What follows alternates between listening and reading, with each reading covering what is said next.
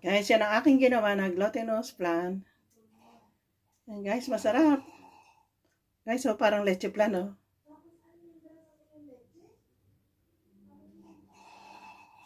Gawa tayo ng malagkit na bigas.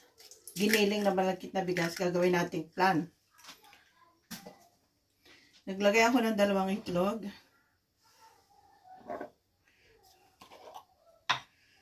Kondensada. Lagay din ako ng condense. Pagsamahin na.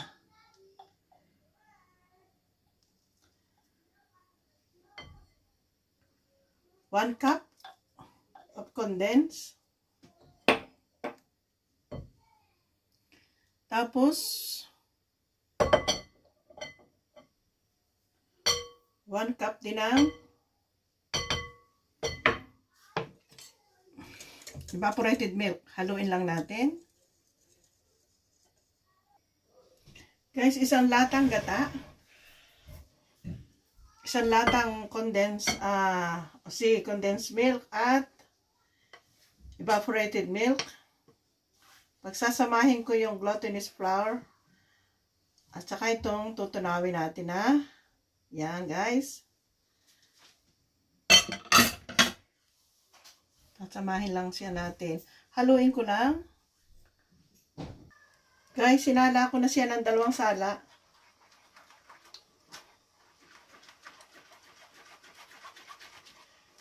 Tapos lagyan ko ng vanilla. Yan guys, naka 2 sala na yan ha. Para mas maganda, salain ninyo ng 2 sala. Nakita ko lang to sa Facebook. Subukan kong gayanin. Tapos lagyan ko ng vanilla. 1 patak lang. Yan. Tapos dito sa pan, maglalagay ako ng asukal na puti.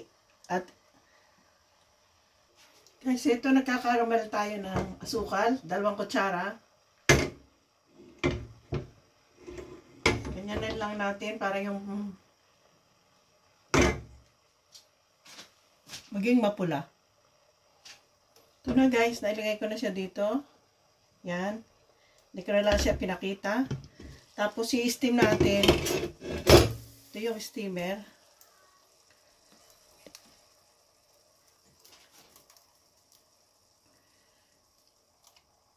Yan, steam. Tangko. Yan. O 45 minutes. Yan guys, luto na. Yan ang glutinous flan. Tapos, papalamigin ko lang. Guys, ito na yung ginawa kong glutinous flan. Yan. Yan na guys. Sarap. Guys, sana magustuhan nyo guys. Wow naman. Sarap na ito oh. Tingnan natin. Wow. Ang ganda oh. Ano ba yan? Sorry ka na naman. Sorry na naman. Guys, ito na ang glutinous rice flour. Pero ginawa kong leche flan. Oh, ganda oh. Sarap guys. Sana magustuhan nyo. Okay. Pwedeng panghandaan, pangbenta, pang birthday. Yan na guys ang glutinous flan.